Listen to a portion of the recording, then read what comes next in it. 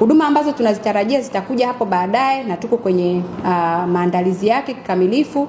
Tutaendelea kupandikiza figo. Hii ni huduma ambayo ilikuwepo na hivi karibuni tuna wagonjwa ambao tumewaandaa. Tunaendelea na upandikizaji wa figo.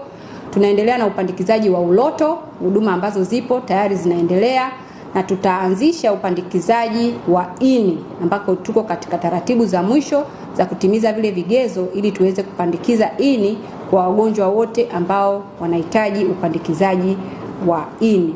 Huduma ya kupandikiza ini ina taratibu kidogo tofauti na huduma za kupandikiza figo. Kwa hiyo tuna taratibu mbalimbali ambayo ya kwanza ilikuwa ni kuwawezeshea uwezo wa wataalamu wetu wa ndani katika hii sehemu ya kupandikiza ini. Tofauti ya figo na ini lina taratibu zake kidogo ambazo ni tofauti na figo, ambazo kwa sasa tunaendelea na mafunzo kutoka katika wenzetu ambao wanatoka University Egypt ambao ni Misri.